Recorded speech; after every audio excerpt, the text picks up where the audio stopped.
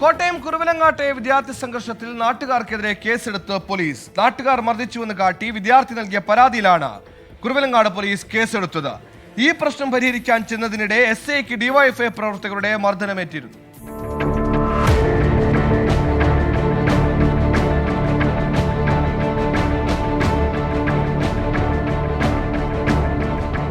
ഉഴവൂർ ടൗണിൽ കഴിഞ്ഞ ദിവസം വിദ്യാർത്ഥികളും നാട്ടുകാരും തമ്മിലുണ്ടായ സംഘർഷത്തിനിടെയാണ് കുറുവലങ്ങാട് സ്റ്റേഷനിലെ SI സന്തോഷിന് മർദ്ദനമേറ്റത്.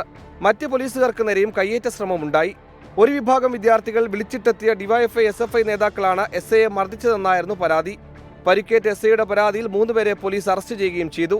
ഇതിന് പിന്നാലെയാണ് നാട്ടുകാർക്കെതിരെ ഒരു വിദ്യാർത്ഥി പോലീസിൽ പരാതി നൽകിയത്. പ്രദേശത്തെ ഓട്ടോ ഡ്രൈവർമാരടക്കം കണ്ടാലറിയാവുന്ന 4 പേർ ഉൾപ്പെടെ 12 പേർക്കെതിരെയാണ് പരാതി. വിദ്യാർത്ഥിയുടെ പരാതിയിൽ കുറുവലങ്ങാട് പോലീസ് കേസെടുക്കുകയും ചെയ്തു. സ്കൂൾ വിദ്യാർത്ഥികൾ തമ്മിലുണ്ടായ സംഘർഷത്തിൽ നാട്ടുകാർ ഇടപെടുകയും ഒരു വിഭാഗം വിദ്യാർത്ഥികൾക്ക് പിന്തുണയുമായി ഡിവൈഎഫ്ഐ SFI പ്രവർത്തകർ എത്തിയതുമാണ് ആ പ്രശ്നം വഷളാക്കിയത്. 24 കോട്ടയം.